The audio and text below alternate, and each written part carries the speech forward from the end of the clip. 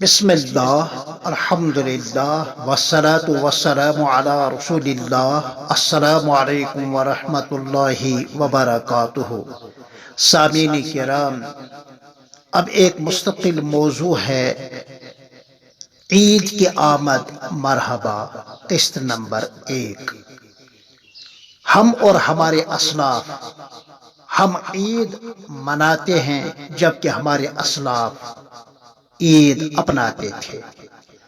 ظلمت شب کا تذکرہ کیوں کریں، ہر ایک اپنے اپنے حصے کا چراغ جلائے رکھے۔ ہمارے اسلاف حضرات صحابہ کرام، اہل بیت عظام رضی اللہ تعالی عنہم اجمعین، تابعین عظام، ائمہ اسلام، صلحاء اور علماء کرام و اولیاء عظام رحمت اللہ علیہم اجمعین ماہ رمضان کے شب و روز اپنے جسموں کو عبادات اور ریاضات سے خوب تھکا دیتے تھے، اور جوں جوں عید قریب آتی تھی ان کے چہروں کا رنگ بدل جاتا تھا۔ وہ یہ سوچ کر کانپ اٹھتے تھے کہ کیا معلوم کہیں یہ ہماری زندگی کا آخری رمضان نہ ہو۔ افسوس ہم زیادہ سفر تیار نہ کر سکے، عبادات و طاعات بجا نہ لا سکے، منکرات اور معاصی سے نہ بچ سکے۔ ہماری خستہ حالی، یہ ہمارے اکابر علماء اور اولیاء کی تواضع تھی۔ اس طرح ان کے جسموں کا رواں رواں کانپ جاتا تھا اور وہ بلا کسی تکلف اور تصنع کے اپنی ابدیت کا اظہار یوں کرتے تھے: سبحانک ما عبدناک حق عبادتک، سبحانک ما شکرناک حق شکرک، سبحانک ما ذکرناک حق ذکرک، سبحانک ما عرفناک حق معرفتک۔ یعنی اے مولا کریم، اے ہمارے وحدہ لا شریک لہ مولا، ہم عبادت، ذکر، شکر نہ کر سکے جتنا کہ حق تھا، ہم آپ کا عرفان حاصل نہ کر سکے۔ اے اللہ، ہماری کوتاہی، سستی اور غفلت کو دور فرما، ہمارے اس نقصان کی تلافی فرما اور ہمارے اس جرم عظیم کو معاف فرما۔ کبھی اے نوجوان مسلم تدبر بھی کیا تو نے، وہ کیا گردوں تھا تو جس کا ہے ایک ٹوٹا ہوا تارا۔ جب رمضان المبارک کی 29 یا 30ویں تاریخ ہو یا ماہ ذی الحجہ کی 9ویں تاریخ یعنی یوم عرفہ ہو، یعنی جب عید کی رات آتی تھی تو وہ اس رات کو بھی خوابگاہوں سے اپنے آپ کو دور رکھتے تھے۔ ہمارے اسلاف اس رات وہ خصوصی طور پر بیدار رہا کرتے تھے، کیونکہ اس شب کی فضیلت یعنی شب عید کی فضیلت قرآن و حدیث میں آئی ہے اور بیدار رہنے کی بھی ترغیب آئی ہے۔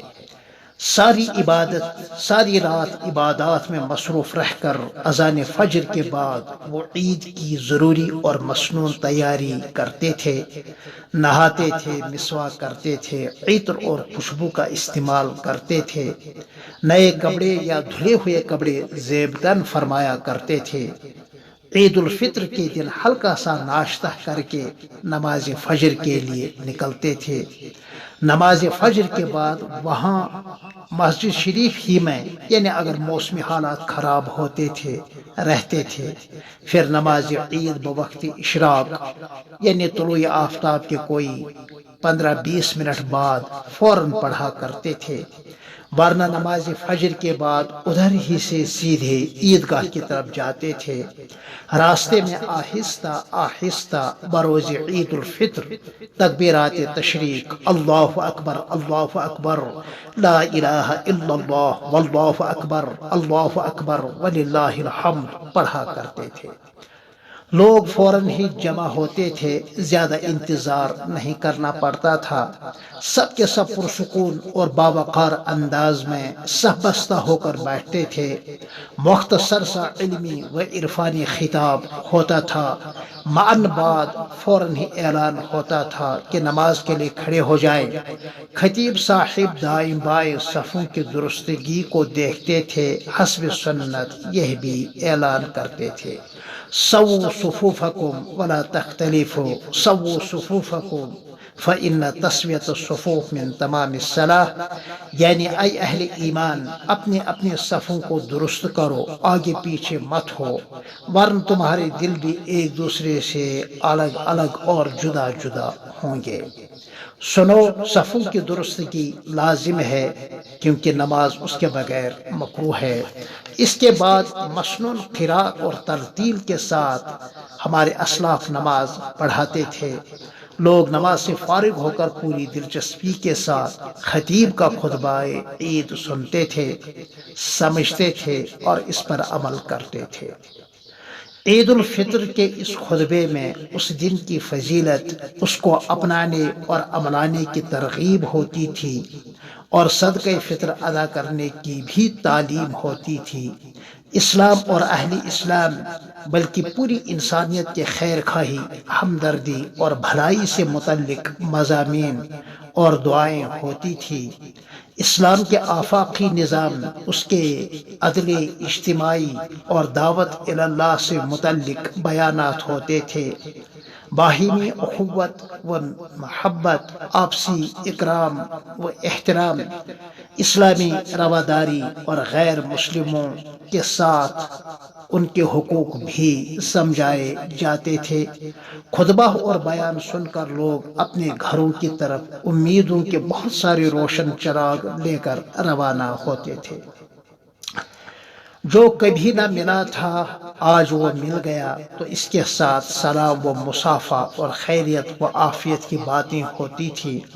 صلہ رحمی کے پیش نظر رشتہ داروں، ہمسایوں، نیز دوستوں کے ہاں آیا جایا کرتے تھے۔ وہ زمانے میں معزز تھے مسلمان ہو کر اور ہم خوار ہوئے تاریک قرآن ہو کر۔ اس طرح عیدگاہوں میں شور اور زور نہیں ہوتا تھا، بلکہ عیدگاہیں پرسکون انداز کی ہوتی تھیں۔ پرسکون ماحول میں سارے امور انجام دیے جاتے تھے۔ ہاں، تکبیرات سے فضائے بسیط میں البتہ ہلچل ضرور مچتی تھی، یا وسعت افلاک میں تکبیر مسلسل۔ پھر آپ سے ملتے ہیں دوسری قسط میں اسی عنوان کے تحت، عید کی آمد مرحبا ہم اور ہمارے اسلاف، کہ ہم تو عید مناتے ہیں جبکہ ہمارے اسلاف عید اپناتے تھے۔ تب تک کے لیے السلام علیکم ورحمۃ اللہ وبرکاتہ۔